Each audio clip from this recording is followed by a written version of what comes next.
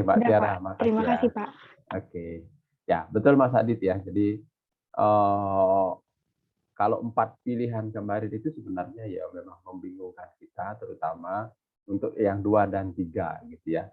Kalau 1 dan 4 itu memang jelas untuk pembentukan basis data ya. Yang saya bilang di awal, kalau pembentukan itu dia kan sebelumnya belum terbentuk basis data Sysniop. Makanya saya tadi tanya Mas Adit, NOP terakhir kodenya apa gitu ya. Kalau kita lihat di 18 digit itu kalau dia kodenya 0, berarti sebenarnya dia sudah berbentuk Sysniop. Jadi sebenarnya data itu sudah ada. Nah, di dalam kelurahan itu ya, di kelurahan itu. Sehingga nggak mungkin kita melakukan pembentukan basis data lagi gitu. Maka kita akan lakukan pemutakhiran. Biasanya kalau untuk pemutakhiran, yaitu bisa kita pilih 1, 2, dan 3, kecuali 4 ya, untuk pemutakhiran ya. Tapi kenyataannya ya yang dilakukan oleh kawan-kawan kita, karena pada saat kita pengumpulan data gitu ya, yang akan kita harus dapatkan, yang harus kita kumpulkan, yaitu adalah data alfanumerik sebetulnya ya, data numerik gitu ya. Jadi ada namanya, alamatnya, luasnya seperti itu ya. Dan data spasial. Data spasial itu adalah peta. Nah, peta kalau seperti tadi di kondisi tempatnya Mas Adi, kalau nggak dilakukan pengukuran, ya kita akan sulit mendapatkan peta apa data spasialnya seperti itu ya. Jadi memang harus dilakukan pengukuran setiap bidang objek pajak. Nah, nanti mungkin itu nanti akan kita bahas pada saat kita diskusi mengenai pemutakhiran secara aktif gitu ya. Tapi nggak apa-apa Mas Adit, memang itu proses pemutakhiran, tapi dilakukan dengan pengukuran bidang objek pajak gitu ya. Jadi bukan dalam rangka pembentukan, tapi pemutakhiran. Bisa juga dilakukan dengan pengukuran. Ntar dulu kok ada bau nggak enak. Oh, ya. Gitu ya. Jadi bisa dilakukan dengan pengukuran bidang objek pajak. Yang mana yang kita ukur, jadi tidak semua, hanya objek-objek yang mengalami perubahan. Ya, jadi hanya objek yang mengalami perubahan. Karena kalau kita nggak ukur, kita nggak akan bisa mendapatkan petanya gitu ya. Nah, sekarang kita masih dalam posisi ngomongin masalah petanya ini, peta yang berbentuk poligon ya teman-teman ya. Jadi bukan yang berbentuk titik. Nanti kalau di JP sekarang sudah melakukan pemetaan gitu, tidak lagi bentuknya poligon. Jadi dia nggak menggambar luas ya. Jadi panjang dan lebar itu enggak. Khusus untuk perkotaan ya. Kalau untuk perkebunan iya masih, karena nanti di situ akan digambar untuk masing-masing arealnya, karena nanti untuk perkebunan, perhutanan, pertambangan arealnya kan beda-beda gitu ya. Jadi nanti dia akan melakukan penggambaran masih berbentuk poligon, tapi untuk di perkotaan sudah tidak lagi. Jadi cukup dia dengan hanya poin gitu ya. Jadi titik, jadi X dan Y. Ya, oke Mas Adit, terima kasih. Nanti bisa dikembangkan. Ya, kalau umpamanya Mas Adit jadi kepala seksi di sana, gitu ya, suruh untuk bukan disuruh ya, itu biasanya ide dari kepala seksi memang. Ini kepala seksi itu akan melakukan apa penggalian potensi PBB gitu ya. Penggalian potensi PBB kan kalau kita lihat kan ada dari menambah jumlah wajib pajak yang terdaftar dan objeknya ya, terus meningkatkan NJOP dan perbaikan data gitu ya. Jadi nah, salah satunya dari perbaikan data. Biasanya ya betul Mbak Rizky sampaikan. Ada beberapa juga nanti yang ternyata apa namanya itu NJOP-nya akan meningkat gitu. Nah itu justru pasti akan kita lakukan di samping kita mengumpulkan data, kita juga akan melakukan penilaian secara massal. Nah kalau kita ketemu objek-objek tertentu ya kita lakukan penilaian secara individual. Kira-kira seperti itu. Mas Adit kira-kira bisa menjawab keraguan tadi, kebingungannya antara 4 alternatif tadi. Nggak bisa cukup menjawab, Pak. Terima kasih, Pak. Oke, Mas Adit, terima kasih banyak ya. Oke. Lanjut mungkin kalau Mas Afan, ini bagus ininya ya, tampilan layarnya.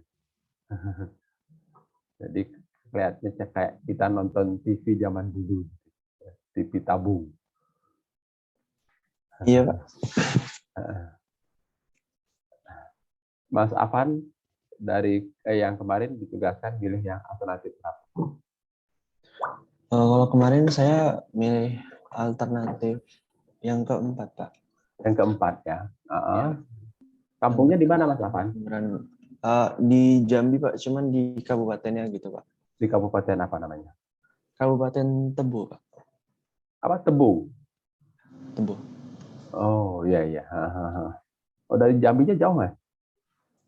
Sekitar 6 jam, Pak. Lumayan juga ya. Iya.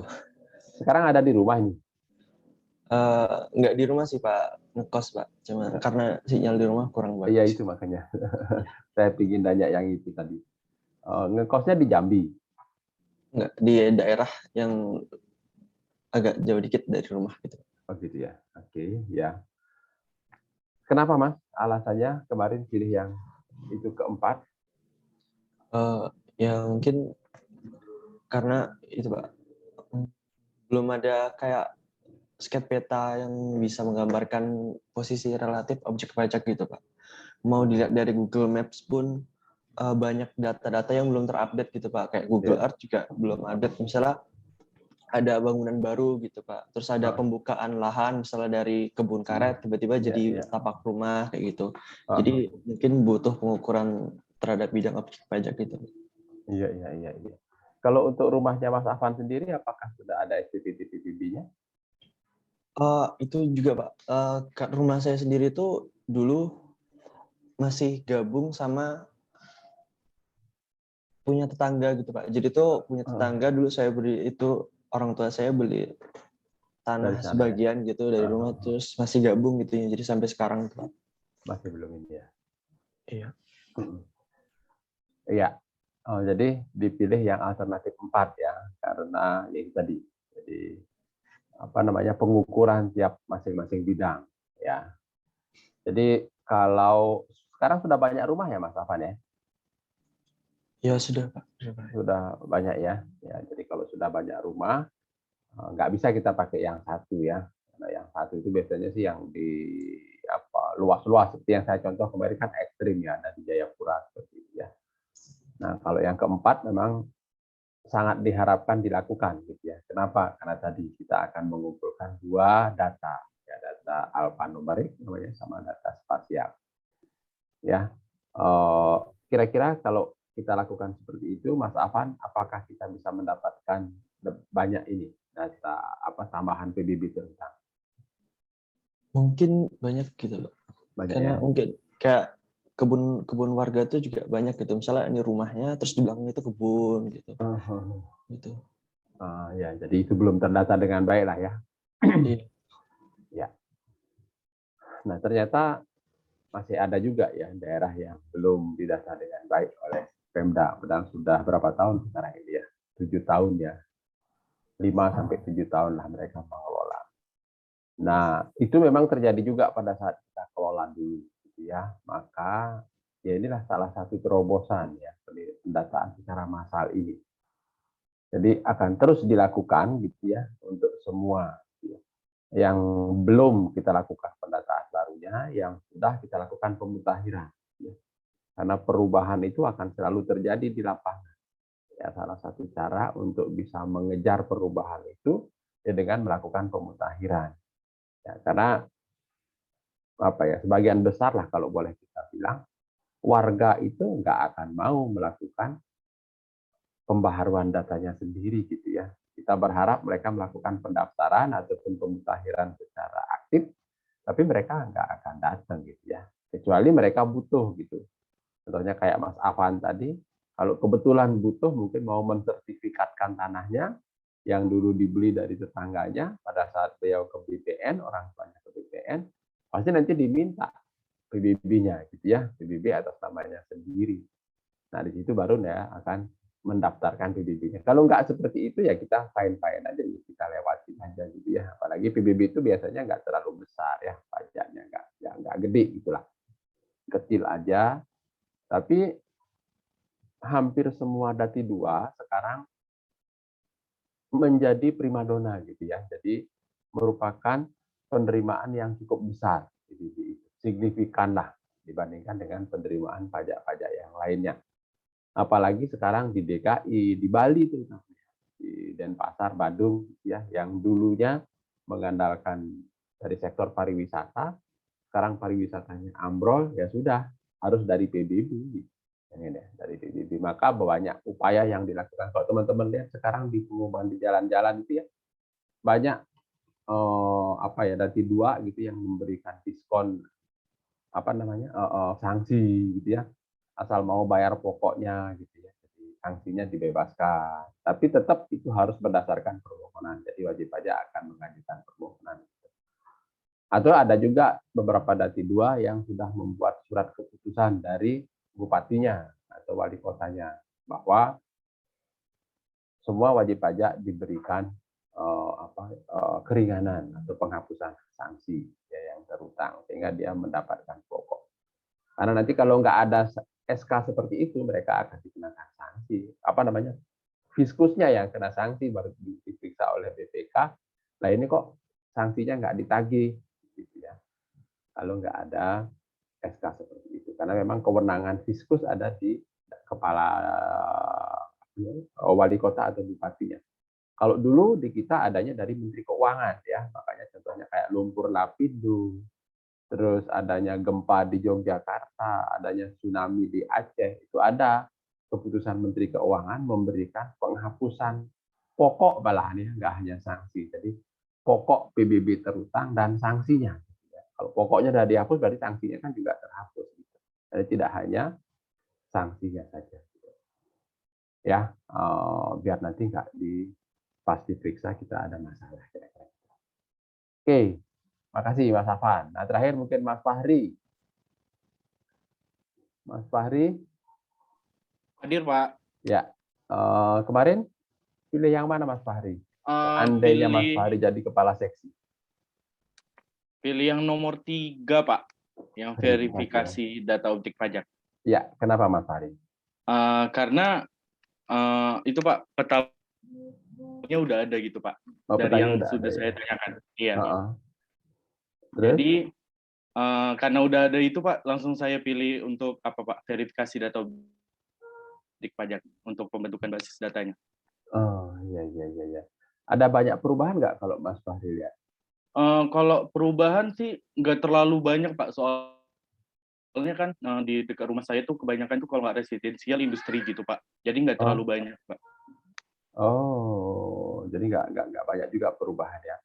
Tapi kemungkinan NJOP-nya berubah ya Mas Fahri ya? Iya Pak. Oh ya. Oke, kalau kira-kira menurut Mas Fahri sendiri ada nggak kenaikan PBB kalau seandainya kita lakukan pendataan ulang atau tadi yang dipilih dengan alternatif 3 tadi? Kalau untuk kenaikan ada sih Pak beberapa, cuman nggak terlalu signifikan mungkin Pak. Soalnya kalau untuk industrial itu nggak banyak perubahan Pak. Justru residensial paling beberapa aja gitu Pak. Kalau di lingkungan sekitar saya. Mas Fahri, mohon maaf sebelumnya di mana idenya? Di Tanjung Merawa Pak, Kabupaten Deli Serdang. Deli Serdang ya. Oh, jadi banyak industri ya di situ ya Mas? Iya Pak, soalnya kan dekat Kuala Namu gitu Pak, bandara Pak. Ya. Dekat bandara ya. Oke, Mas Fahri, makasih ya. Jadi dipilih alternatif ketiga dan saya yakin memang di situ pasti sudah ada data PBB 3 tahun sebelumnya. Ya, petanya juga pasti sudah ada dan dia pasti sudah siap karena kalau nggak salah saya waktu masih di DJP aja kalau untuk daerah Deli Serdang itu sudah, terutama daerah perkotaan ya. Yang saya ingat sih pada saat mau dipindahkan bandara itu ya ke Kuala Namu, nah di situ kita sudah melakukan pendataan ulang waktu itu ya, sebelum masih ada isu-isu aja kita sudah lakukan pendataan ulang karena takutnya kan biasanya penggantian itu dilakukan berdasarkan NJOP ya. Nah, kalau kita nggak lakukan penilaian ulang, takutnya nanti merugikan masyarakat ya. Jadi masyarakat yang dirugikan karena NJOP yang ada itu kan rendah biasanya kalau dia MIOP ya. Dan masih rendah NJOP-nya sehingga kita berusaha untuk melakukan penilaian ulang, gitu ya. Sebelum penilaian pasti kita lakukan pendataan ulang, gitu ya. Sebelum pendataan ya kita petakan dulu, gitu ya. Nah, itu semua sudah dilakukan untuk daerah-daerah sana, sehingga pada saatnya gitu ya dilakukan apa kemarin ganti kerugian, gitu ya. Jadi masyarakat bisa menikmati yang lebih tinggi lah ya sesuai dengan NJOP, karena pasti mereka akan mencari dasar gitu ya untuk ganti rugi, salah satunya adalah NJOP.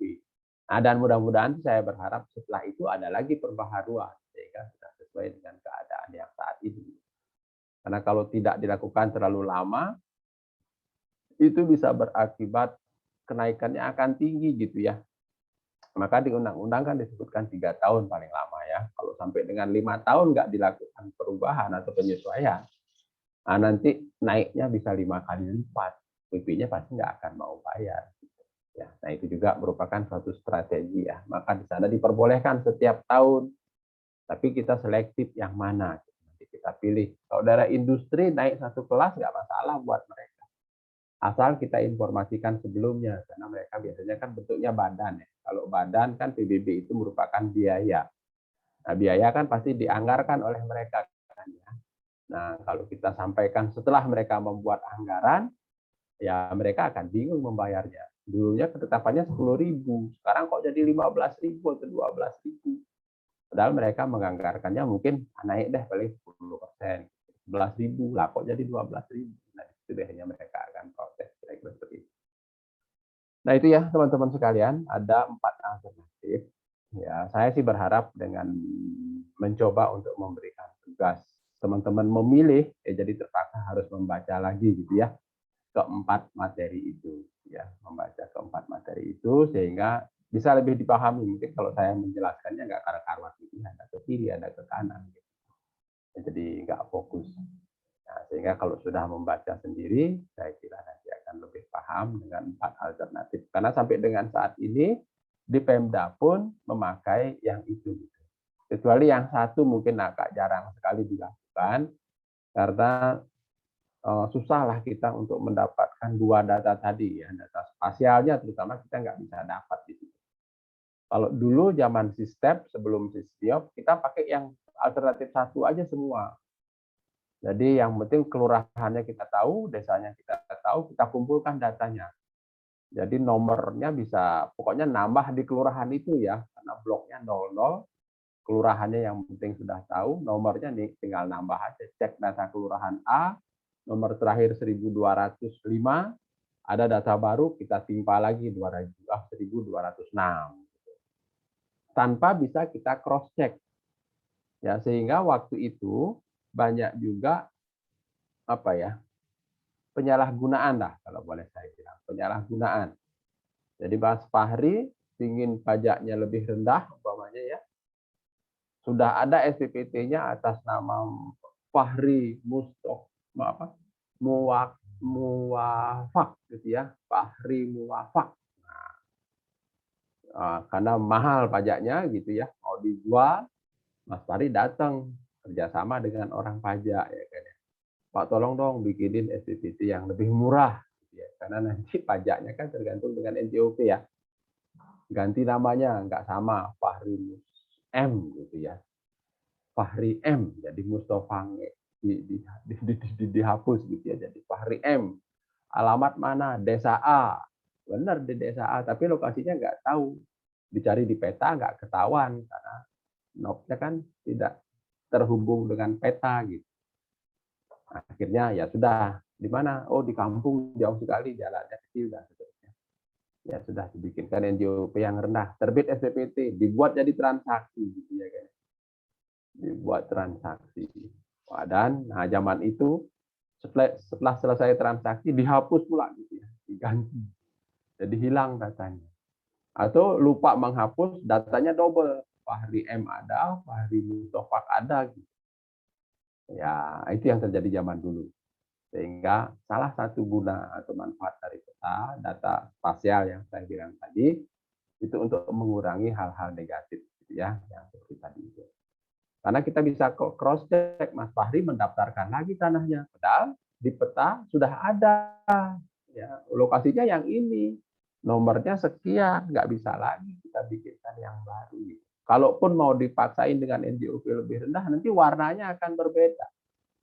Nanti kepala seksinya akan gampang sekali, atau mungkin pemeriksa akan gampang sekali ngecek. Yang kayak warna-warni di belakangnya Mas Fahri itu kan beda-beda. Harusnya warnanya kuning lah, kok pink. Ya, jadi NJOP-nya pasti berbeda. Oh ternyata lebih rendah, bisa dicek siapa yang ngerekam. Gitu ya. Yang tanganin siapa, dan gampang nangkepnya gitu ya. Kalau sudah dalam bentuk sistem. Kira-kira seperti itu teman-teman sekalian terkait dengan 4 pilihan alternatif, dan mungkin itu nanti akan kita terus bicarakan sampai dengan akhir mid semester ini, kira-kira seperti itu. Nah dari 4 alternatif tadi ada nggak kira-kira pertanyaan yang teman-teman ingin sampaikan? Silakan.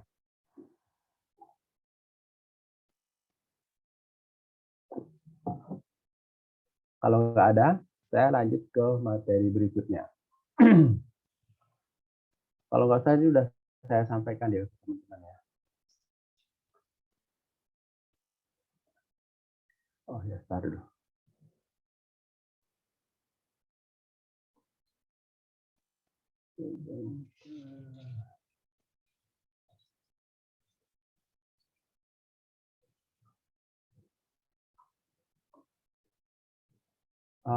Kita kelas 501 ya Mbak Tiara ya? 502, Pak. Oh 502 ya.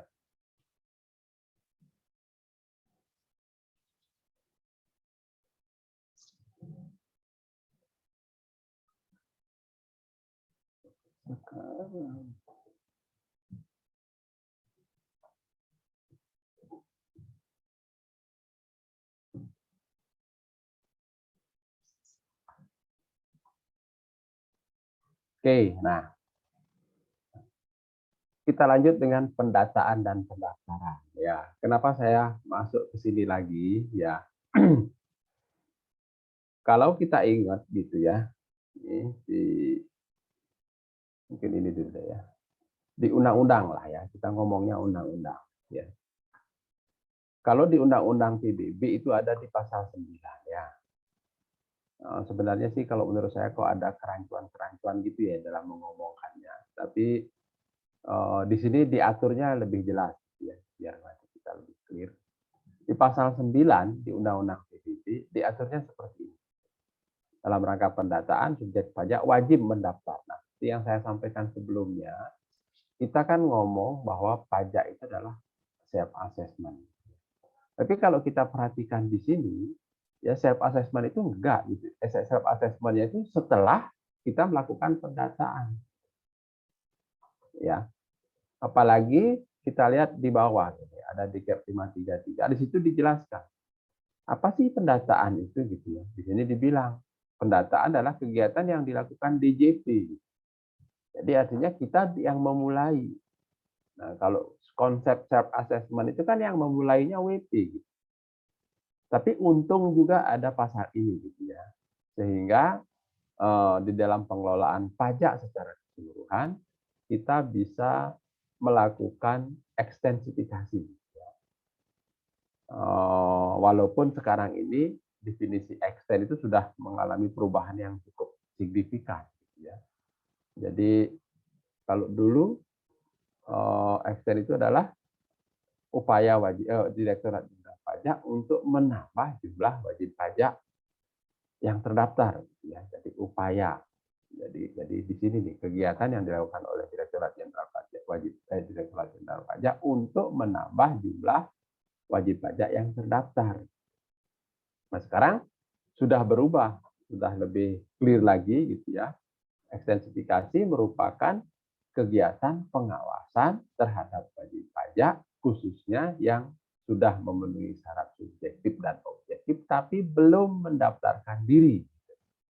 Ya, jadi belum mendaftarkan diri. Nah, samalah dengan posisi di pasal 9 di Undang-Undang PBB ini. Ya, karena memang Undang-Undang PBB itu masih menjadi undang-undang yang merupakan dasar untuk kita melakukan kegiatan kita di Direktorat Jenderal Pajak seperti itu ya. Nah ini dimulainya lah dari kita, dari Fiskus, bukan dari wajib pajak. Ya. Tapi begitu kita melakukan pendataan, nah si subjek pajak wajib mendaftarkan dirinya. Nah, untuk dia bisa mendaftarkan, ya dia harus mengisi SPOP, kan di sini dibilangnya ya, mengisi SPOP. Terus gimana caranya? Nah, disitulah kita dalam rangka pendataan itu kita berikan SPOP. Nah, yang selanjutnya kalau kita lihat di pasal 9 ayat 2, gitu, SPOP harus dikembalikan dalam jangka waktu 30 hari. Apabila lewat, ya ada sanksinya, masuk ke pasal 10 nanti. Kira seperti itu. Ya, jadi dasarnya ada dari situ, teman-teman. Ya, ada dari pasal 9. Nah, karena sekarang kita sudah nggak melakukan lagi pendataan massal, gitu ya. Kalau ini sih berlanjut ya, pasal 9 ini berlanjut ke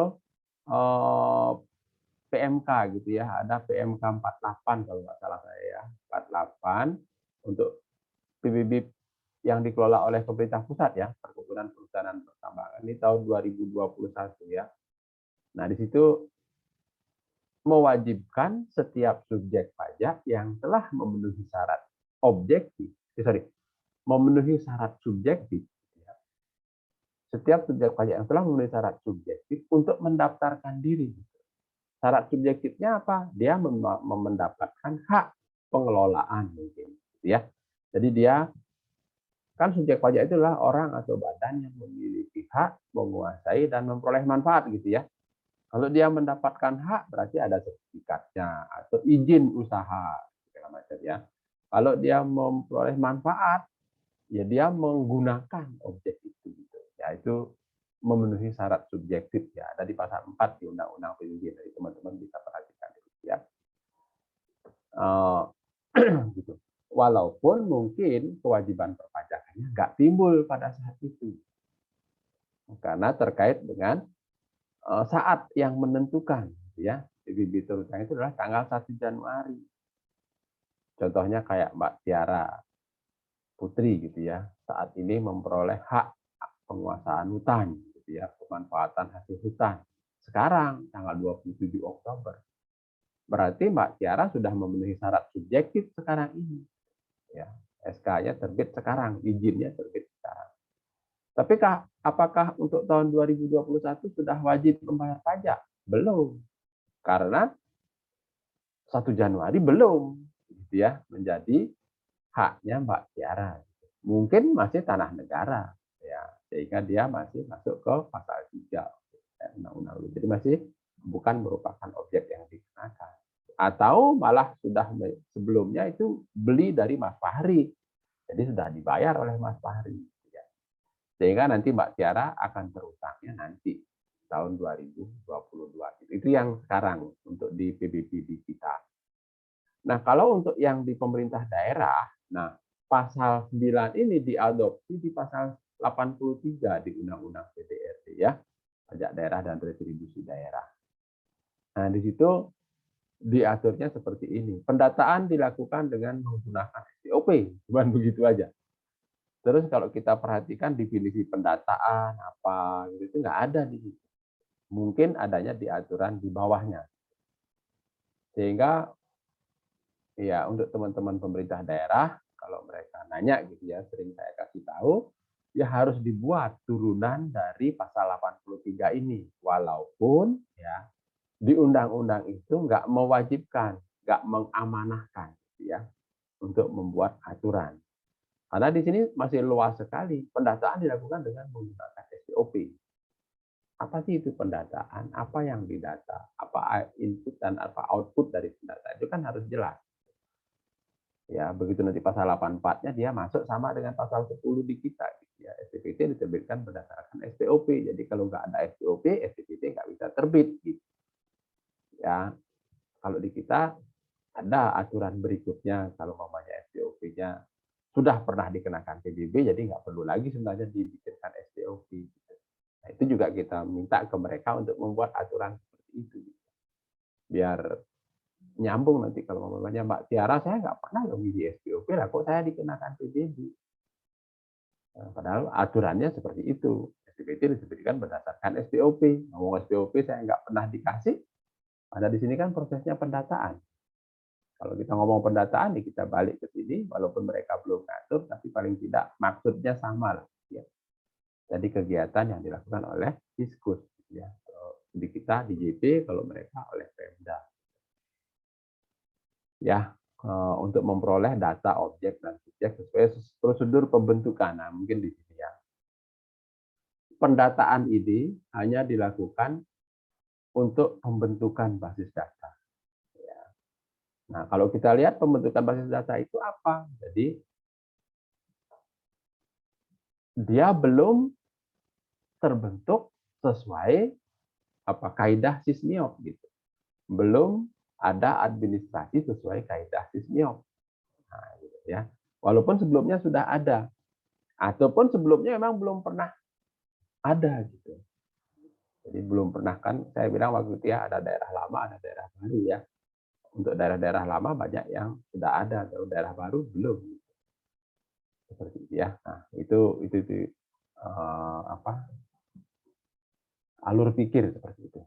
Nah, ini dalam rangka pembentukan, kita melakukan pendataan sesuai dengan pasal 9 di Undang-Undang PDB atau pasal 83 di Undang-Undang PDRD, ya. Di mana aturan pelaksananya untuk di kita ada di KEP 533 gitu ya. Untuk sekarang ada di PFK 48 tahun 2021 ya, dalam rangka pendataan. Sebelum ini juga ada sih ya, sebelum ini juga ada, tapi mungkin karena PMK 48 sudah mencabut, jadi ini termasuk juga yang dicabut.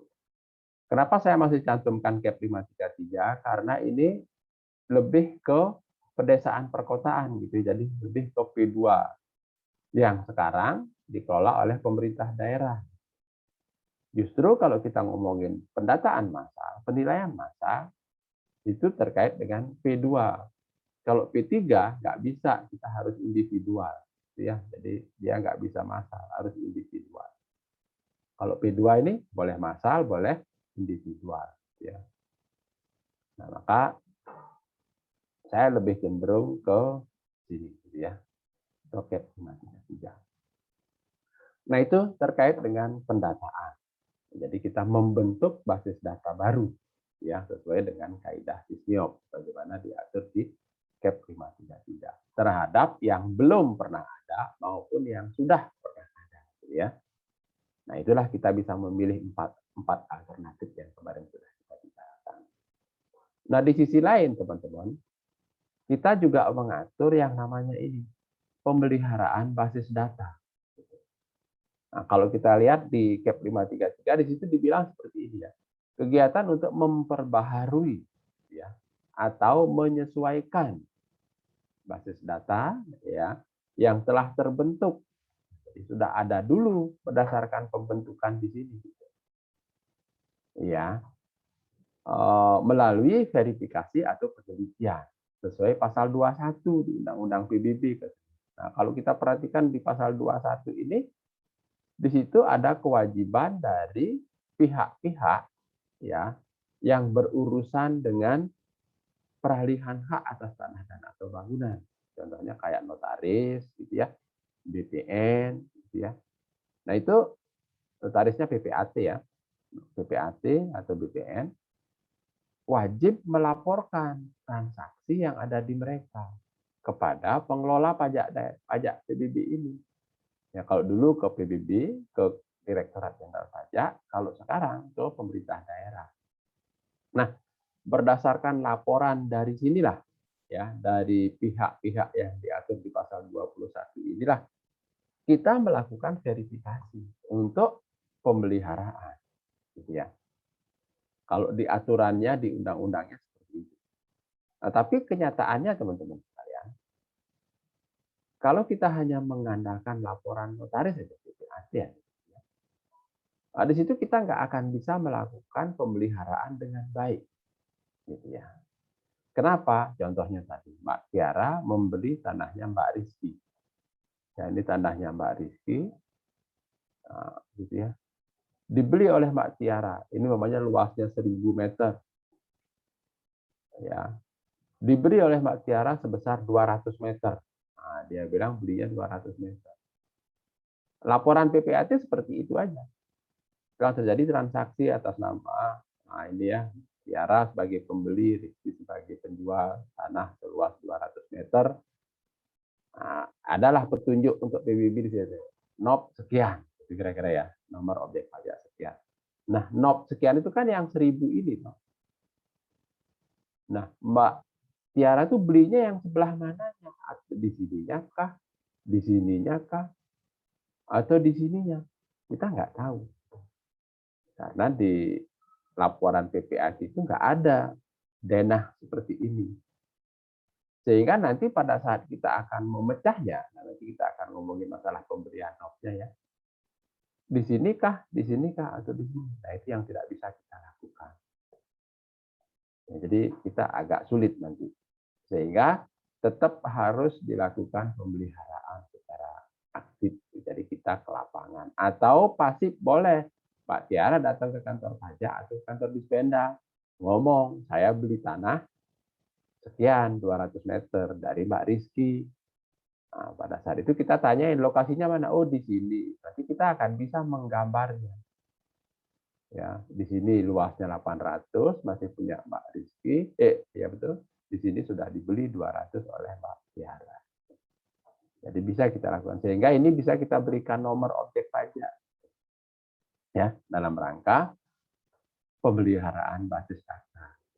Ya, tujuannya seperti itu.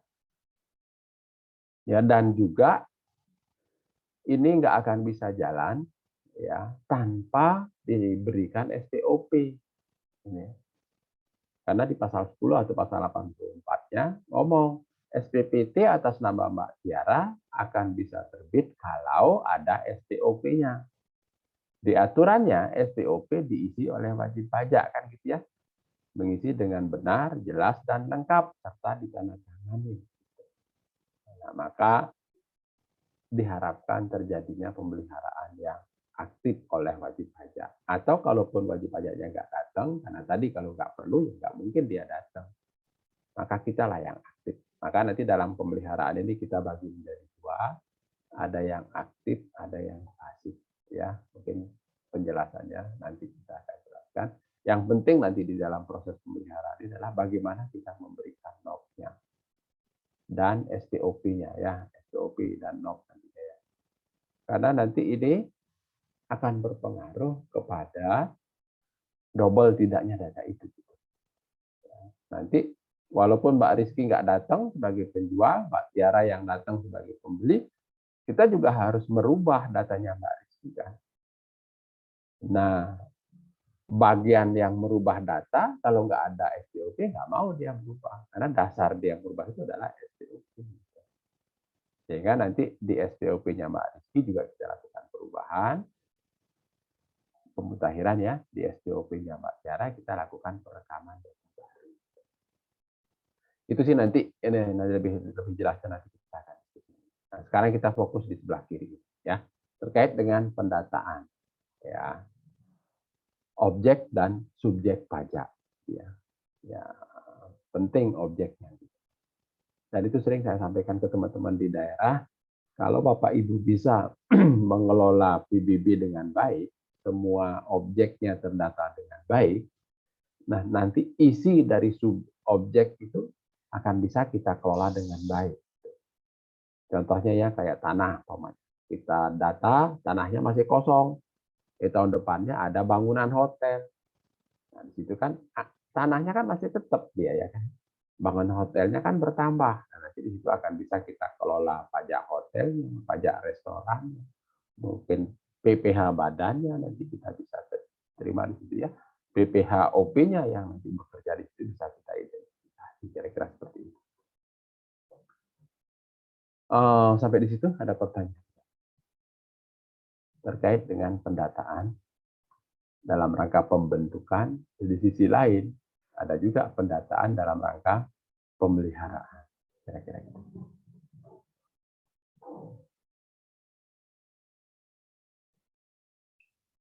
Sebentar ya.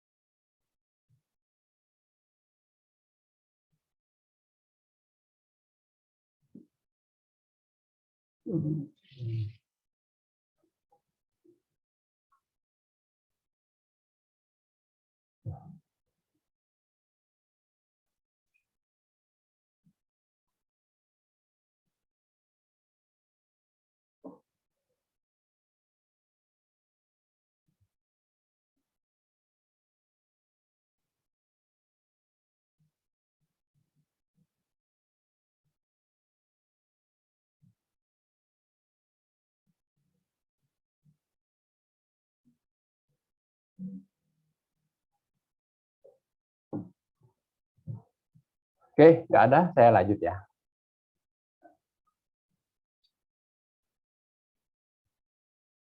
Nah, itu kegiatan pendataan. Nah, di dalam pendataan, nah itu kita akan melakukan, si wajib pajak akan melakukan pendaftaran ya, dan itu wajib dilakukan pendaftaran. Nah, beberapa hal yang terkait dengan pendaftaran mungkin kita bisa baca di sini ya.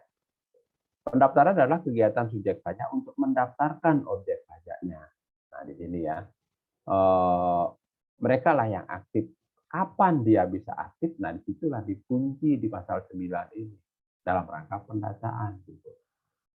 Tapi ya untuk memenuhi syarat, bukan syarat ya, apa namanya, konsep self assessment. Nah, di sini kita buka, gitu ya. Jadi pendaftaran tidak hanya dilakukan saat kita melakukan pendataan. Pendaftaran juga boleh dilakukan oleh si wajib pajak melalui prosedur pelayanan satu tempat kita sebutnya.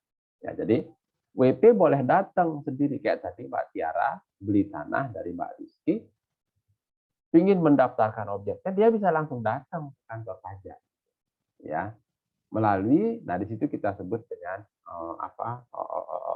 prosedur pelayanan satu tempat. Begitu ya. Jadi Mbak Tiara akan mendaftarkan objeknya, ya di situ nanti kita akan berikan SPOP, Mbak Tiara akan mengisi, menandatangani, ya, dan mengembalikan SPOP itu. Nah, nanti kita lanjutkan dengan prosedur pelayanan satu tempat. Disebutnya satu tempat karena memang di situ semua, gitu ya. Jadi nanti mendaftar di situ sampai SPPT-nya terbit juga di situ, dan apa namanya, membayar pun di situ, gitu. Jadi lengkap. Maka dulu biasanya untuk di kantor pajak pasti akan ada bank tempat pembayaran pajak, gitu ya. Jadi ada bank tempat pembayaran pajak di situ, sehingga wajib pajaknya nggak usah jauh-jauh kayak Pak Tiara tadi udah datang langsung ke sana. Biasanya sih oleh petugas ditanyain, dihitungin dulu pajak terutangnya, setelah dihitung ditanya, Mbak Tiara bawa uang nggak? Jumlah pajaknya berapa? Sekian. Biasanya sih nggak besar ya. Ini kalau sudah bawa, ya sudah, hari ini selesai. Tapi kalau nggak bawa hari itu, boleh. Kira-kira Pak, kapan mau ke sini? Nanti biar kita cetakkan, nanti biar bisa langsung dibayar di sana. Gitu. Ya. Nah, berkembang juga akhirnya pelayanan satu tempat itu tidak hanya untuk mendaftarkan objek, gitu ya. Jadi ada 13 atau berapa 15 jenis layanan yang bisa kita lakukan di dalam pelayanan satu tempat itu. Mungkin nanti kita akan diskusi sedikit terkait dengan pelayanan satu tempat. Dan itu kita berharap diadopsi, gitu ya, selain tadi ya yang di atas oleh teman-teman di pemerintah daerah dalam rangka pengelolaan PBBB 2. Jadi mereka juga mengadopsi pelayanan satu tempat. Dan sempat saya nengok ada di beberapa tempat itu di Denpasar, di Bali ya, di Denpasar, Badung, Tabanan, Singaraja, Negara ya, Bangli, Karangasem, hampir semua sih ya, semuanya malah bukan hampir semua. Semuanya ada di sana melakukan prosedur pelayanan satu tempat. Karena menurut mereka sangat efisien gitu ya, dan juga membantu betul-betul dia menjadikan pelayanan. Ya. Terus berikutnya pendaftaran dilakukan oleh subjek pajak dengan cara mengambil, mengisi, dan mengembalikan di kantor DJP. Nah, biasanya kalau untuk PST memang kita lakukan di kantor DJP, ya, di kantor kita ya. Jadi di kantor kita ada namanya apa ya, frontliner gitu ya, pelayanan satu tempat di situ. Nah, di situ bisa diselesaikan semua. Tapi kalau untuk daerah-daerah tertentu gitu ya, yang luas wilayahnya sangat luas, ya kan ya. Apa ya? Kalau dulu malahan satu KPP bisa beberapa kabupaten gitu ya. Jadi nggak mungkin nanti WP itu kita suruh datang ke kabupaten ke kantor kita gitu. Karena dia kabupatennya aja jauh gitu. Sehingga dimungkinkan dilakukan di tempat lain. Gitu ya. Sekarang pun mungkin masih seperti itu gitu ya. Karena wilayah kabupaten itu nggak wilayah kecil-kecil gitu ya. Contohnya kayak Denpasar aja. Dia kecil, tapi begitu Tabanan dia sangat luas. Ujung barat, ujung utaranya itu ke kota Tabanan itu kurang lebih 40 sampai 50 kilo. Jadi lumayan jauh, jadi nggak mungkin mereka bisa datang. Sehingga kita mencari tempat tertentu, ya, tempat tertentu. Kalau dulu biasanya kita lakukan di kantor desa atau kantor kelurahan, atau bahkan di masjid-masjid di mana lokasi objek pajak. Jadi kita berusaha mendekatkan diri kepada wajib pajak,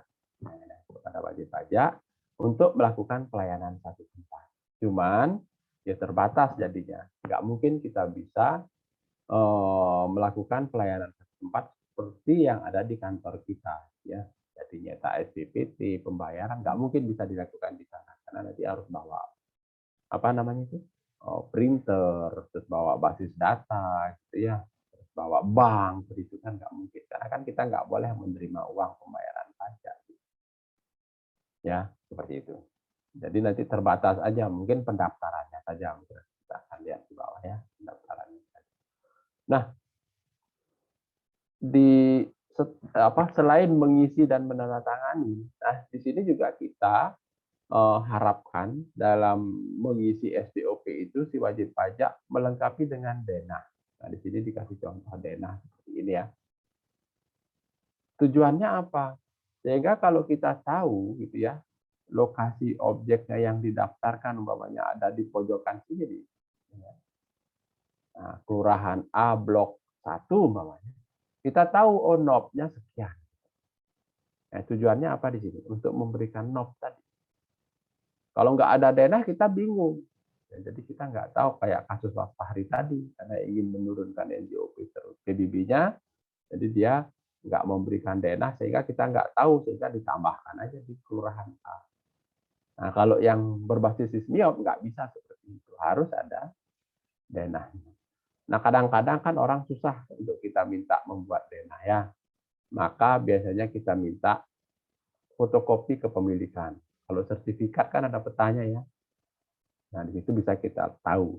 Jadi mereka nggak usah buat lagi.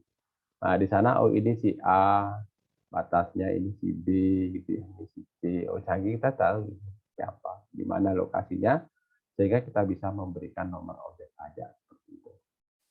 Ya, nah, itu tujuannya kenapa harus ada denah objek pajak. Ya. Nah, selain gunanya untuk mengetahui lokasi, tadi ya, kita minta sertifikat juga kita untuk memastikan luasnya dia. Karena kita nggak mungkin mengukur lagi ya. Jadi Mbak Putri bilang beli tanah 200, ya sudah kita percaya aja 200. Dengan bukti apa? Aku jual beli. Atau kalau sudah bersertifikat mungkin sertifikat kira-kira. Ya. Nah, itu beberapa hal yang terkait dengan definisi pelaksanaan dari pendaftaran. Ya, jadi dia melalui prosedur PST, tapi bisa juga dilakukan di tempat lain, di mana di dalam mengisi SPOP si wajib pajak kita minta untuk melengkapi dengan denah. Gitu ya.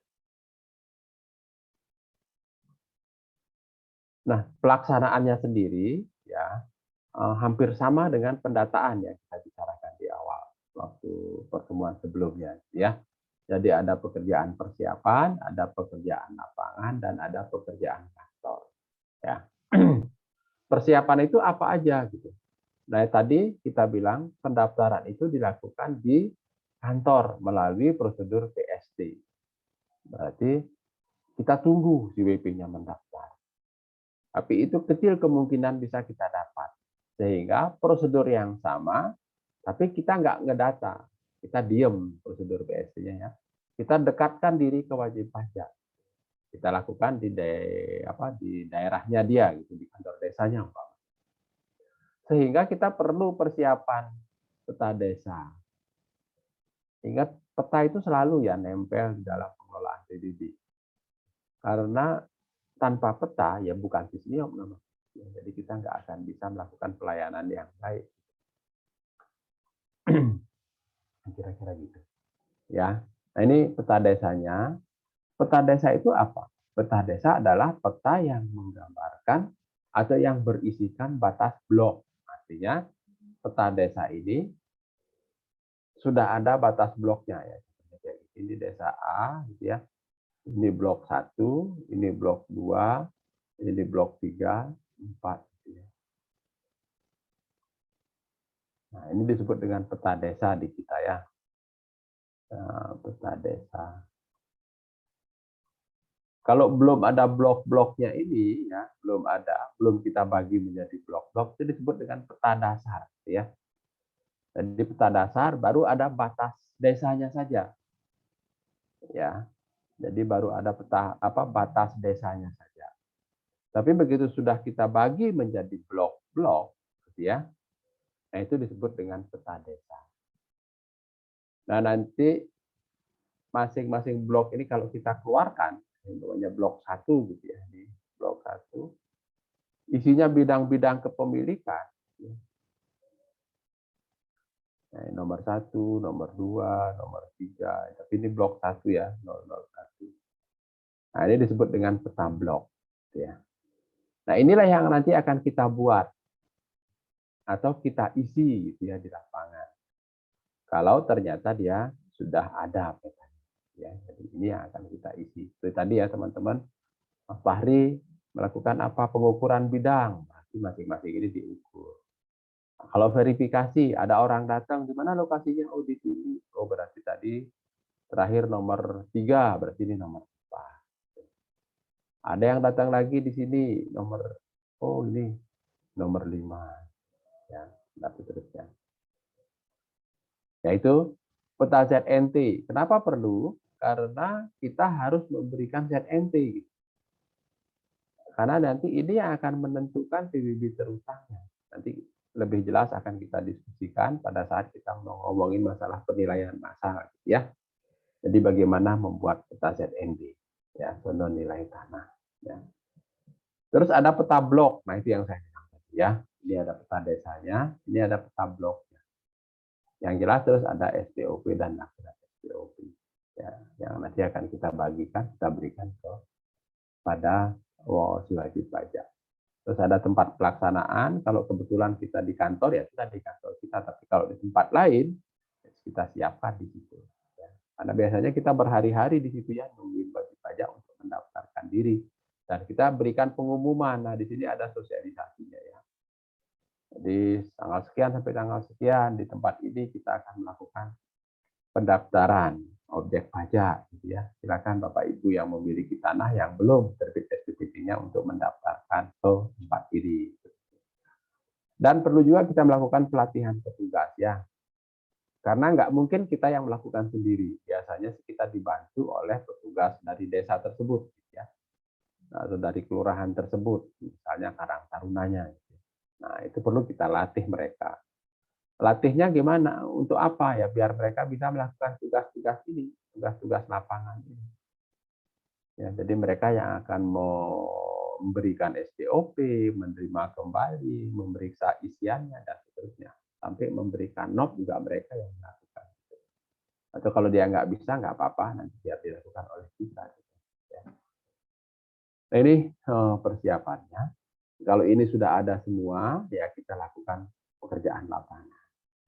Jadi asumsi kita ini nggak dilakukan di kantor, ya, dilakukan di tempat lain, umpamanya di kantor desa. Di situ ada 3 pihak yang terlibat ya, ada petugas dari KPP. Nah biasanya dia sebagai pengawas aja biasanya ya, karena dia nggak mungkin di sana terus-menerus. Tapi kalau jumlah orang kita cukup, ya langsung aja dia dibantu oleh petugas lapangan. Nah, petugas lapangan ini biasanya kita cari orang sana, ya, orang daerah sana. Sehingga lebih gampang kita komunikasi dan kita tahu gitu ya. Oh, Mas Fahri di mana? Oh ya, oh yang rumahnya di sana ya. Sudah tahu kita. Sehingga gampang kita mencari di petanya. Kalau kita sendiri, apalagi kita nggak pernah ke situ, ya bingung kita. Di sebelah mana ya? Di situ loh Pak ada jembatan, di situ ada pom bensin, nah sebelahnya pom bensin itu. Nggak kebayang oleh kita. Tapi kalau ada orang sana, jadi kebayang. Jadi gampang kita di dalam proses selanjutnya. Terus ada subjek pajaknya sendiri gitu ya, si orangnya sendiri, karena memang aktor utama sebenarnya mereka. Ya, kita nunggu mereka. Ya. Nah, petugas KPP ngapain? Ya, dia bawa SPOP, dia serahkan kepada petugas yang ada di sana, atau kalau dia sendiri nggak usah menyerahkan, terus menata usahakannya. Nah, tugas utamanya sebenarnya memberikan not, karena kita nggak berani menyuruh orang ini, pekerja lapangan ini, untuk memberikan not, ya. Karena sedikit tricky kalau dalam pemberian. Karena kalau kita lihat di sini ya, nah, di STOP-nya ini nomor 1 sampai nomor 5 ini kita yang ngisiin. Ini Fiskus yang ngisiin ya. Ini Fiskus yang ngisiin. Ini juga Fiskus yang ngisiin. Ya, yang lain wajib pajak. Ya, ini 2 ini ya, 1 sampai 5 sama 23 ini harus Fiskus yang ngisiin. Ini terus melakukan penelitian ya pengisian STOP-nya, terus juga cek lampirannya seperti apa, terus gambarnya apakah sudah sesuai, baru nanti diberikan ya. Nah, terus membuat laporan. Laporan disampaikan kepada atasan sebelum dilakukan pekerjaan kantor.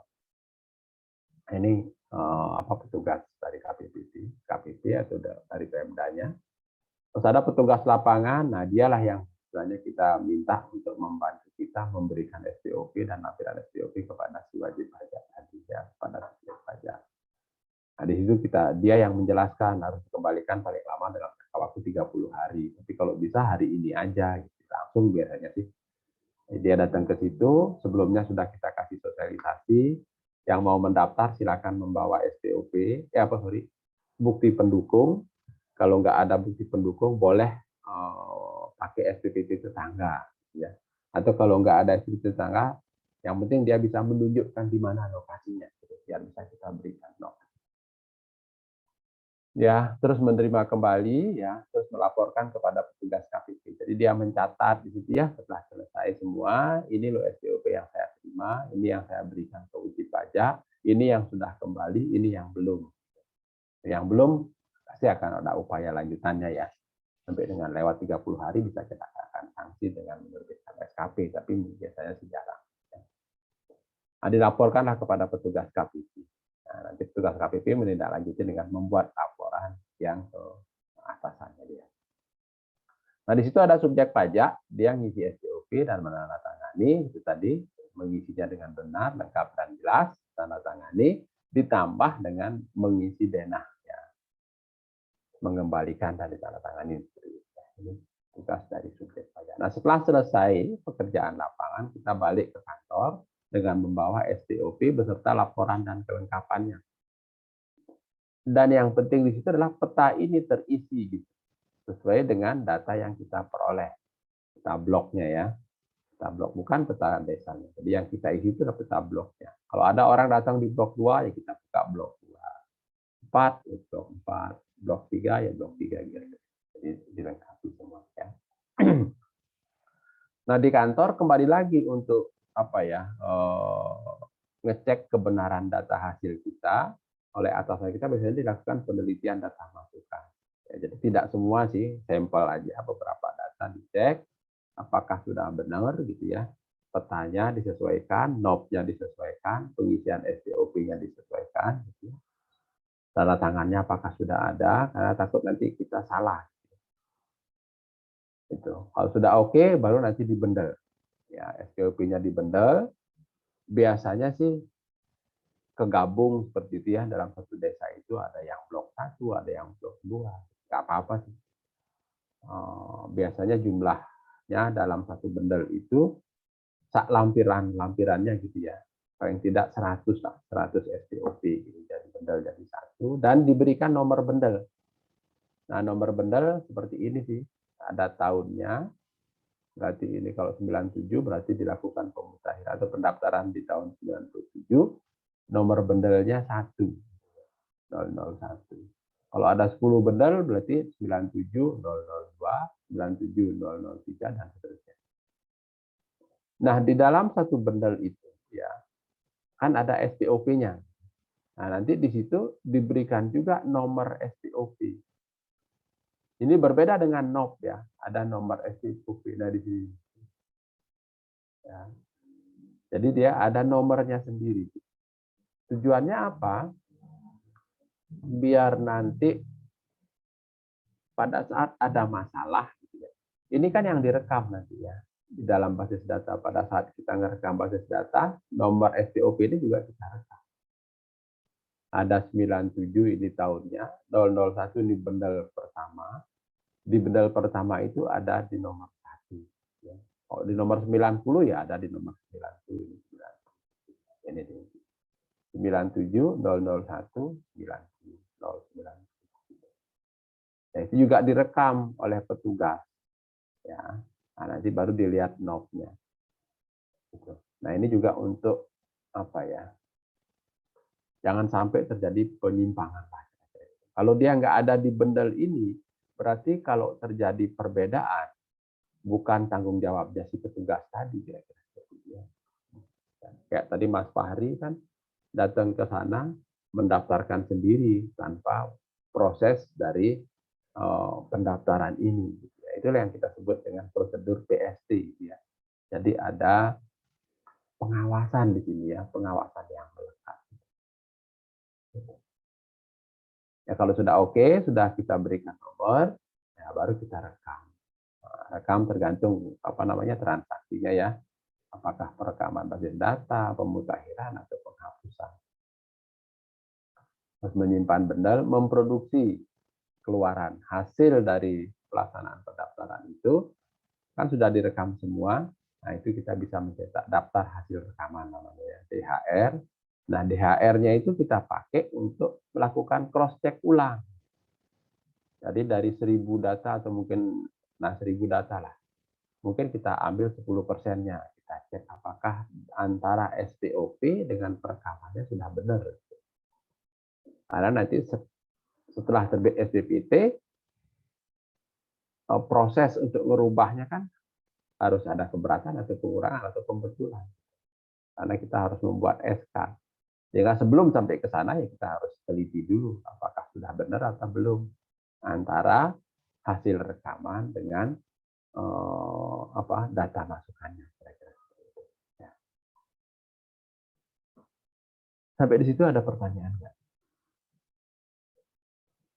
Selain data keluaran tadi, kita juga akan ngecek apakah sketch petanya ini sudah benar apa belum ya. Karena nanti dari sketch peta ini juga akan kita lakukan pemetaan melalui konversi digitasi, mendigit peta ini menjadi peta yang berkoordinat.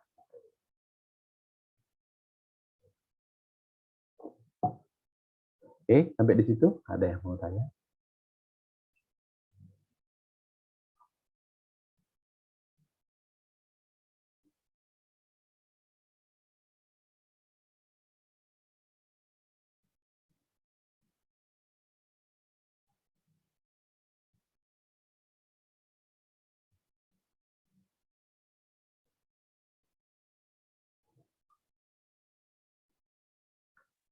Kalau nggak ada, saya lanjut ya. Nah ini pengisian SPOP, ini tolong diperhatikan. Kalau sempat, coba aja nanti di-download SPOP di masing-masing tempat teman-teman sekalian. Kayak Mbak Tiara di mana kampungnya, Mas Fahri di mana, Dati duanya kan pasti punya SPOP. Bisa dibandingkan nanti apakah sama bentuknya atau enggak gitu ya. Yang lain. Biasanya sih mirip-mirip aja seperti ini ya. Mirip, cuman logonya di sini yang berbeda ya. Kalau ini mana nih? Tanah Bumbu gitu ya, Tanah Bumbu, Kabupaten Tanah Bumbu gitu. Isinya biasanya mereka nyontoh di kita, seperti sama biasanya isinya. Sak ininya juga apa namanya, denahnya. Kalau sekarang kan kita sendiri sudah nggak ada SPOP yang manual begini, jadi kita semuanya elektronik. Itu bisa diunduh di pajak.co.id kalau di kita. Oke, berikutnya pemberian NOP. Ya ini ya mungkin nanti akan kita lebih detailin pada saat kita bicara di pemutakhiran lah ya. Tapi paling tidak sekarang ya. Dan ini kalau nggak salah sudah pernah saya sampaikan ya. Ini ada kode provinsi, ada 2 di sini ya, 1 sama 2. Yang satu ini kode pulau gitu ya. Kalau Pulau Bali, Bali dan NTB gitu ya. Pulaunya 5 gitu ya. Balinya 1, maka kalau Bali 51. Terus yang kedua, kalau ini kabupaten kota, kalau dia masih kabupaten, kan beda itu ya, sama kota atau kota madya atau kota administratif, ya, kota, pimpinannya wali kota. Kalau dia kabupaten, biasanya mulai dari nomor 10 sampai 69. Ya. 1, sampai 69. Terus kalau dia kabupaten atau kota, dia biasanya 70. 7 depannya, 71. Berarti jumlah kabupatennya 1. Kalau ini Denpasar berarti. Yang kota di Bali kan cuma Denpasar. Terus kecamatan, nah biasanya dia ada 3 digit, 010 ya. Kecamatan Denpasar mana. Nah, ini nanti kalau dipecah kecamatannya dia menjadi 011 atau mungkin berikutnya di sini setelah 010 020. Kalau dipecah menjadi 021. Berarti pecahan dari kecamatan 20. Terus desa ya langsung aja 001. Terus blok, nah ini yang kita buat. Yang tadi di sini ya. Kita yang menentukan. Sehingga peta desa itu terdiri dari batas-batas blok. Ya, kita yang buatkan bloknya. Kita masukkan di sini. Kalau di sini tadi blok 001, ya udah 001. Nah, ini nomor urut bidangnya. Ya, biasanya kita berikan nomor urut 1, 2, 3, 4, 5, 6 gitu ya. Yang zigzag seperti itu. Terus ini yang nomor 18. Nah, di sini kode khusus biasanya, tanda khusus. Nah, isinya kurang lebih seperti ini. 01 biasanya untuk perkebunan. Kalau dulu ya, kalau sekarang masih sih masih. Ya, yang ini kan sudah nggak ada sekarang. Kebun, hutan, tambang itu kan sudah nggak ada. Yang sekarang ada di sini hanya 7 sama 0. Belum atau sudah disinyok, atau ini 9 apa namanya OP bersama, objek bersama. Objek bersama ini dulu pernah saya sampaikan itu diberikan untuk apa ya, rumah susun ya, sertifikat yang berbentuk rumah susun. Jadi akan ada tanah gitu ya, nah, ada tanah ini namanya luasnya 5.000. Di atasnya berdiri bangunan rumah susun, berarti dia kan rumah hunian tingkat gitu ya. Nah, ya, nah, di sini. Nah, untuk masing-masing bidang atau ini unit yang ada di sini, walaupun dia di lantai 3 umpamanya, dia kan juga punya hak atas tanah. Makanya tanahnya disebut dengan tanah bersama. Ya. Terus bangunannya dia ada 2, ada bangunan unit. Namanya kalau tipe 21 berarti luas bangunannya 21. Tapi dia juga berhak atas bangunan-bangunan umum. Namanya fasilitas untuk apa? Hiburan, nah dari situ ya, lorong-lorong gitu ya. Dia juga punya hak di situ. Sehingga nanti akan ada bumi bersama, bangunan unit dan bangunan bersama. Atau mungkin nanti ada perabotan, tapi kalau untuk perabotan ya nggak ada sertifikatnya ya. Cuman itu aja, bumi dan bangunan aja. Nah, itu juga kita harus sesuaikan dengan pemberian NOP. Nah, di sini biasanya kita tulis di sini. Ya, NOP bersama. Ya. Kodenya 9, NOP bersamanya berapa. Atau NOP tanahnya berapa. Gitu. Kita tulis di sini. NOP tanahnya umpamanya 005. NOP bersamanya berapa? 001 atau 002. Kira-kira gitu. Ya. Coba nanti kita akan lebih dalam nanti diskusi pada saat materi pemberian. Ya. Nah, itu terkait dengan pendaftaran. Ada pertanyaan? Oke, kalau nggak ada, kita lanjut sedikit terkait dengan pemetaan. Ya.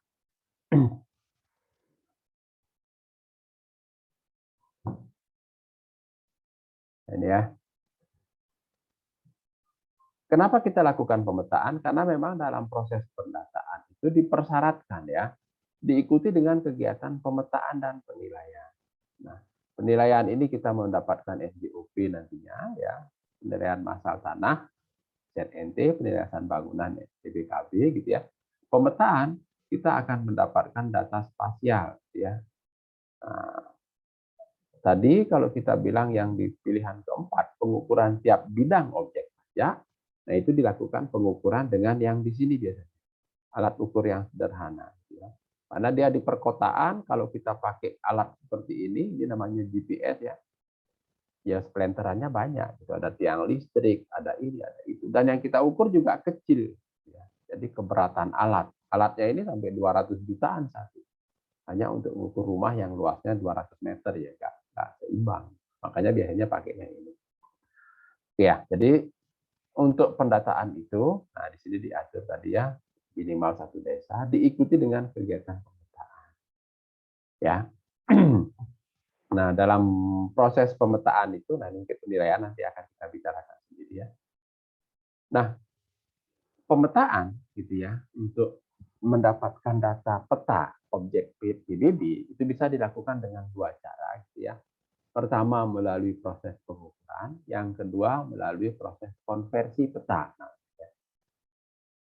kalau pengukuran yang mana? Nah, ada 3 di sini ya, pengukuran yang biasanya kita lakukan. Berbasis satelit. Nah, ini contohnya. Dia menggunakan alat namanya GPS gitu ya.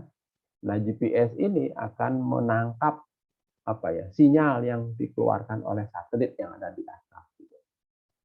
Sehingga kita tahu posisi kita berdiri ini, alat kita berdiri ini, koordinatnya berapa. Ya, jadi kita tahu di situ. Sehingga nanti pokoknya kalau kita mau mengukur wilayah yang ini, ya, jadi kita akan ambil di sini, titiknya di sini, titik di sini, kita lari lagi ke sini, terus ke sini, ke sini. Nah, nanti kita gambar bentuk poligon, ya, kotaan gini.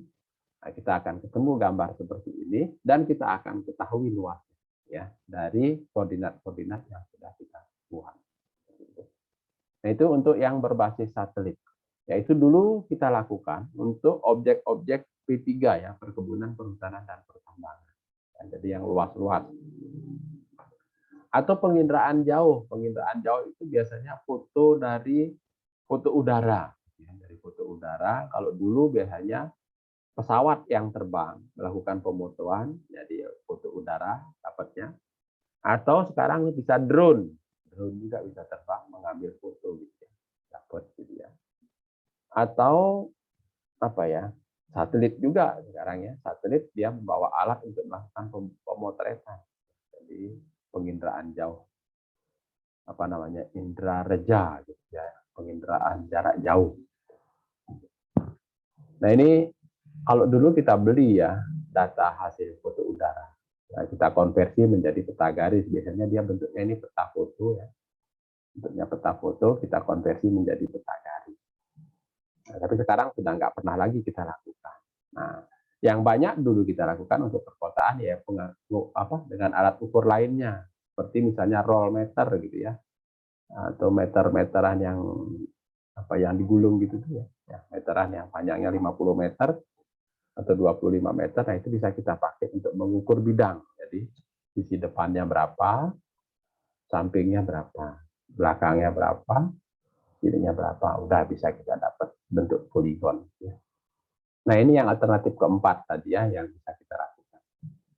Atau yang kedua, pemetaan itu bisa melalui konversi. Jadi, kalau kita sudah punya peta, WP memberikan peta seperti ini, sudah berkoordinat, tapi koordinatnya berbeda dengan proyeksi yang kita pakai. Jadi, kita transformasi jadi UTM menjadi apa? Ya. Kita transformasi. Tapi ini jarang kita lakukan ya. Nah, yang banyak dari sini ya, ini kita lakukan secara manual. Kita ukur masing-masing bidang. Setelah kita ukur, kita dapat konsep peta blok. Ya, konsep peta blok. Nah, nanti peta blok yang konsepnya ini kan dia tidak berkoordinat ya, karena kita ukurnya manual. Nah, baru nanti kita digit. Nah, kita digit peta ini ke dalam peta digital. Nah, untuk suatu peta digital kita akan ambil peta dasarnya. Peta dasar bisa kita download, gitu ya. Kita bisa ambil dari banyak sumber lah, kira-kira seperti itu. Ya, bisa kita ambil dari banyak sumber. Nah, ini. Tuh ya, jadi ada dua biasanya. Kalau kita lakukan yang ini, kita lanjutkan dengan ke sini. Nah, itu yang disebut dulu dengan SIG-PDP, ya, Sistem Informasi Geografis. Kalau ini dia sudah digital. Kalau di sini dia masih manual. Itu ya kira-kira pemetaan yang kita lakukan. Mungkin kita nggak terlalu detail mengenai pemetaan. Nanti teman-teman ya sekedar tahu saja gitu lah kira-kira ya. Kita lebih fokus ke pendataan. Ya, karena ini nanti kalau kita masuk ke materi pendataan cukup besar sih materinya. Nanti malah nggak kalah-kalah sih kalau menurut saya gitu. Sampai di situ ada pertanyaan sebelum kita ke latihan? Ada pertanyaan nggak?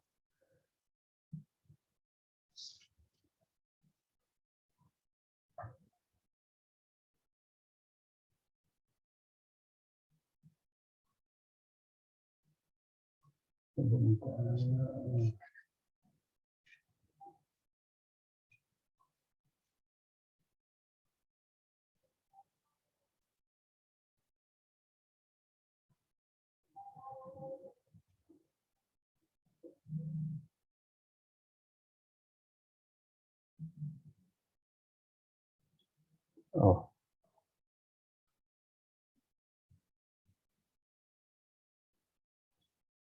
nah nanti di situ ada latihan ya teman-teman.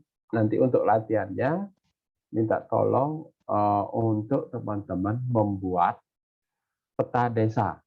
Ya, kalau kita ngomong peta desa atau peta kelurahan, berarti dia menggambarkan satu wilayah desa yang berisi batas-batas blok yang kita buat sendiri. Ya, jadi ada satu desa atau bagian dari desa. Kalau desanya kegedean, tidak usah kita gambar semua. Jadi sebagian aja yang meliputi letak rumah teman-teman sendiri. Ya. Saya sih berharap rumahnya sendiri ya. Kalau tempat kos biasanya kita ini ya kurang begitu paham dengan lingkungan sekitarnya. Yang kita tahu ya rumah kos itu aja, tetangga-tetangganya kita nggak tahu. Tapi kalau untuk rumah kita sendiri di kelurahan atau desa kita sendiri, biasanya kita karena kita dari kecil di situ kita lebih tahu. Karena nanti itu akan ada kaitan dengan tugas kita berikutnya nanti pada saat kita membuat zona nilai tanah ya, yang kita akan rasakan sampai di mana batas zonanya. Makanya saya berharap untuk yang tugas kali ini teman-teman bisa membuat peta desa, artinya bagian dari desa atau satu desa yang memuat batas-batas blok. Ya, bagaimana membuatnya? Nah, saya sebenarnya sudah share screen di situ, share materi. Nah, bisa kita mencoba dari sini, ya, dari Google Map ini ya. Kita buka aja Google Map atau Map Google, ya. Nanti kita pilih yang Google Maps. Ya. Nah, nanti kita pilih Google Map ini. Di sini ada permintaan untuk searching. Ya. Kita pilih aja desa kita sendiri. Kalau saya namanya Desa Dauhpurikau. Ya.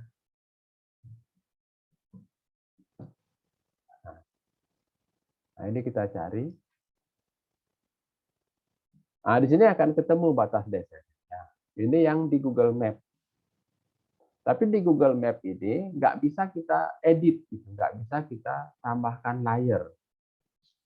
Ya, jadi kita nggak bisa menggambar di sini. Sehingga saran saya, biar lebih gampang, ini kan kita ingin mendapatkan batasnya ya. Batas-batas desa saya ya. Desa Dauhpurikau. Nah, teman-teman mencoba boleh. Nah, ini buka Google Map-nya ini, kita pakai aja HP gitu ya. Di HP kita buka. Ya.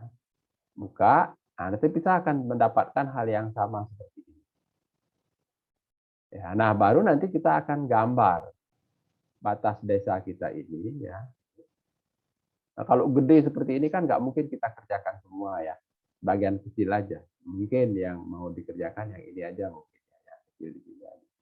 Boleh, nggak apa-apa. Yang penting teman-teman bisa. Kalau rumahnya ada di sini lah ya. Kalau rumahnya ada di sini. Kalau rumahnya ada di sini ya nggak bisa yang itu. Jadi mungkin sebagian aja yang di sini aja. Ya, kita cari batas alamnya lah ya. Kan bisa dilihat di sini kan bisa digedein. Oh, dikerjakan yang di sini aja. Sepanjang jalan ini. Boleh ya, seperti itu ya. Nah, untuk menggambarnya kita lakukan di ini, apa namanya ini, My Map. Ya, nah ini kita buka di laptop kita atau di komputer kita. Ketik aja ini, ya. Ketik aja ini. Cara membuat peta dengan My Map. Ya. Nah, kalau kita udah ketik ini akan keluar yang ini. Nah, udah kita buka aja. Ya. Nah ini. Nah, udah. Kita bisa langsung memulai membuat peta. Ya. Ketik aja mulai ya. Klik mulai. Nah ini karena ada beberapa peta yang sudah pernah dibuat. Nah kalau umpamanya kita nggak pernah membuat ini, ya kita bikin aja peta baru. Buat peta baru. Nah ini kan kelihatan wilayah Indonesia. Nanti bisa kita cari dari sini juga bisa, Desa Dauh Kurikau tadi. Ya, atau kita ada langsung aja.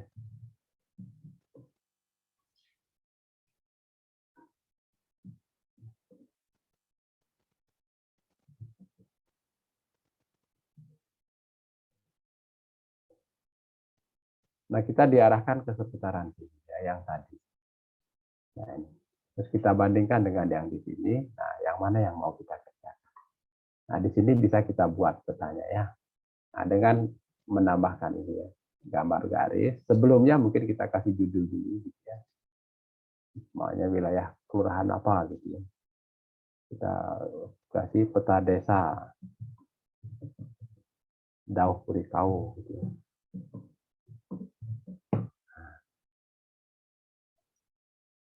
Kita kasih, nanti kita tambahkan gambarnya. Ya, tambah garis, tambah ini. Kita bikin tambah garis. Yang mau kita kerjakan yang ini, Bapak.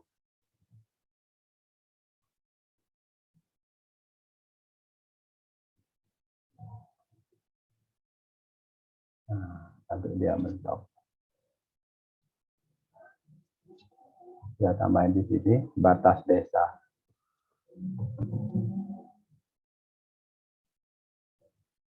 Nah, ini bisa kita gedein. Ternyata kalau nggak pas garisnya ya, bisa kita geser. Ini kurang pas.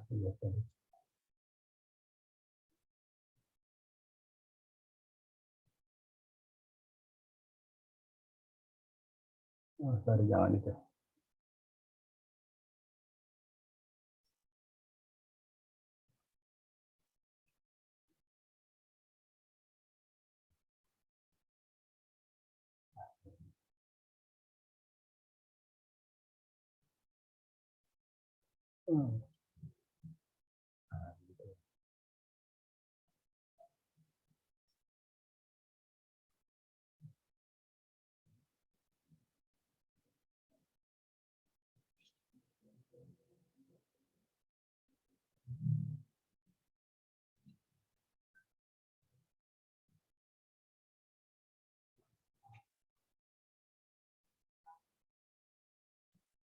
Gitu ya. Jadi sudah bisa kita ya mendapatkan batas wilayah kita. Ya. Nah, di sini nanti kalau kita mau menambah batas apa? Batas blok tadi, nah kita bisa tambahkan lapisan ya.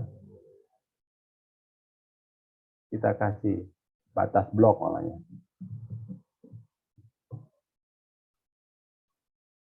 Nah, kita tambahkan ini. Garis lagi ya. Semuanya kita bikin ada di sini di blok 1.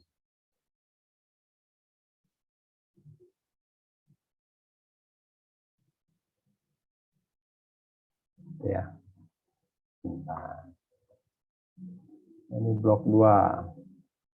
Tambah lagi.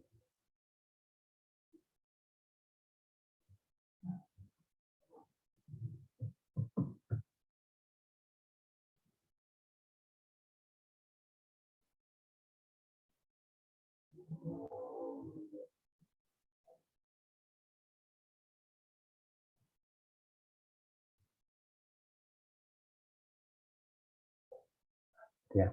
Jadi terus kita tambah seperti itu ya. Nanti kalau ada salah nggak apa-apa, kita gedein baru kita rubah.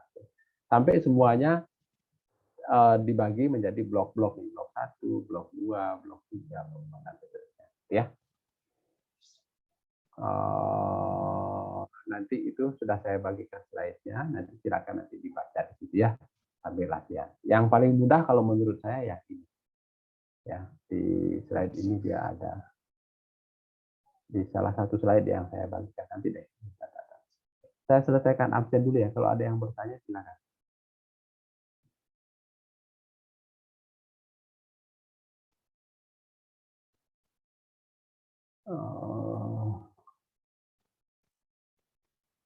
Langit Basudewa hadir nggak? Hadir, Pak. Oke. Jadi semua hadir ya.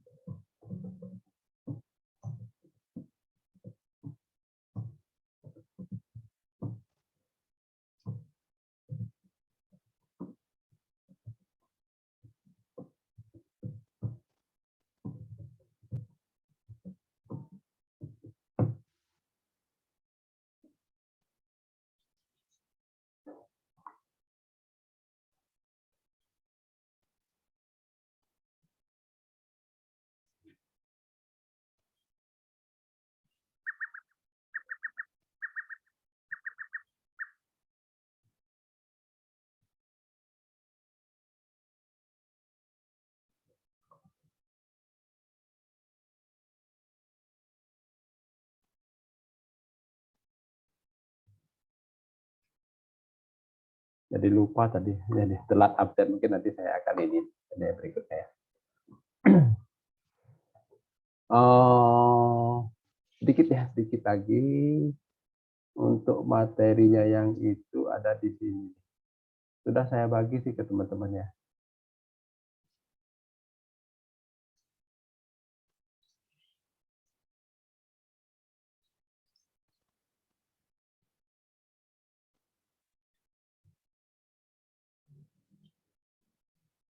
Ada di sini ya, di materi ini ya. Nah, ini. Ikutin aja langkahnya yang ini. Saya kira nanti udah bisa dibuat apa namanya itu tugasnya gitu ya. Membuat apa batas desa berisi dengan batas-batas blok atau disebut dengan peta desa.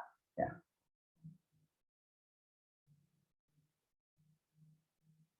Sampai di situ, kira-kira ada pertanyaan? Izin bertanya, Pak. Silakan Mas Afan. Kan kalau di desa saya tuh rumahnya tuh kayak di sepanjang jalan gitu, Pak. Di belakang itu pasti kayak kebun-kebun atau ya. Yang lainnya gitu kan, Pak. Jadi kayak rumahnya itu benar-benar cuma di pinggir jalan gitu, berderet gitu-gitu. Gimana ya, Pak, bloknya, Pak? Enggak apa-apa, nanti sama kebunnya juga dibuat. Nanti untuk kita lakukan pembuatan batas ZNT nanti, Mas.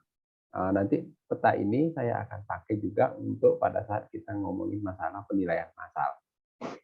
Jadi batas bloknya ya nanti berderet di pinggir jalan itu sampai di jalan di ujung yang ada persimpangan jalan, ujung kiri sama ujung kanan ya. Nanti ambil ke belakang sampai dengan batas-batas yang ada di belakang. Silakan aja nanti kita bisa lihat di peta tadi kan ada pasti ada batas ya. Mungkin batasnya sungai di belakang gitu ya, atau mungkin ada jalan lagi di belakang. Monggo silakan. Atau kalau mau menyeberang juga ke depannya gitu ya. Jadi namanya Mas Afan di pinggir jalan yang ada sebelah selatan jalan, ambil juga yang sebelah utara jalan. Jadi bisa kotak seperti itu. Kira-kira gitu, Mas. Untuk blok perumahan rumah yang berderet itu sama blok perkebunan kebun-kebun itu digabung apa enggak? Oh, nggak masalah, nggak masalah. Nggak masalah. Nanti teman-teman bisa baca ya di CAP 533, saya lupa tadi ya. Ada di situ sebenarnya syarat pembuatan blok, dan juga kalau nggak salah pernah saya sampaikan Mas ya. Jadi dia harus berdasarkan batas alam atau batas buatan yang tidak tidak akan berubah dalam jangka waktu yang panjang, gitu ya. Jadi dia boleh jalan atau boleh sungai, gitu ya. Tapi tidak boleh memotong bidang kepemilikan batas blok. Jadi rumahnya Mas Afan masuk blok 2 sebagian, blok 3 sebagian, itu nggak boleh. Mas Afan punya rumah di pinggir jalan, masuk ke blok 1, tanahnya di belakang, masuk blok 2. Oh, itu nggak boleh. Ya, jadi dia tidak boleh memotong bidang kepemilikan. Terus batasnya itu bisa berupa batas alam atau batas buatan yang tidak berubah dalam jangka waktu panjang, gitu. Ya, Mas ya? Izin bertanya satu lagi, Pak. Ya, silakan. Untuk batas desa, Pak, itu di Google Maps itu biasanya itu kayak nggak ada batas alamnya itu atau batas jalan. Oh, nggak apa-apa. Kalau batas desa kan kita nggak bisa ini. Karena batas batas desa itu yang membuat kan bukan kita. Yang membuat itu kan BPS lah, ya. BPS. Jadi nggak ada masalah kalau itu. Jadi kita batas desa, kita nyontoh aja yang ada di sana. Ya. Nah, tapi kalau batas blok kan kita yang buat. Nah, itu yang penting. Saya lupa ya menjelaskannya sebelumnya. Tapi kalau nggak salah pernah saya sampaikan. Gitu ya, Mas ya? Terima kasih, Pak. Oke, Mas Afan. Ada lagi yang lain? Pak, izin bertanya. Oleh Mbak Ika, ya, silakan. Pak, saya sebenarnya udah buat ini kan Pak ya, yang peta blok ini kan. Tapi saya background-nya belakangnya itu citra satelit Pak. Jadi langsung kondisi alamnya, bukan yang tampilannya bukan kayak punya Pak Wayan kan. Kalau Maps ada 2 jenis ya Pak. Itu Iya. boleh nggak Pak? Oh, boleh. Nanti itu juga bisa kita pilih ya. Background-nya itu apa gitu bisa kita pilih, gitu ya. Oh ya, terima Ubah kasih silakan Pak. aja, ya. Pokoknya yang nyaman buat kita aja gitu. Ya.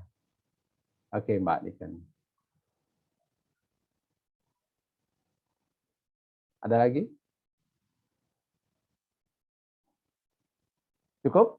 Ya, oke. Kalau sudah, saya kira untuk pertemuan hari ini sampai di situ. Nah, nanti kita kapan ya? Saya lupa untuk pertemuan yang kelima. Nanti kita akan ketemu lagi, ya. Saya kira itu. Terima kasih. Semoga kita selalu dalam keadaan sehat, ya. Selamat siang. Mohon maaf nih agak lewat. Oke, saya kira itu ya teman-teman ya.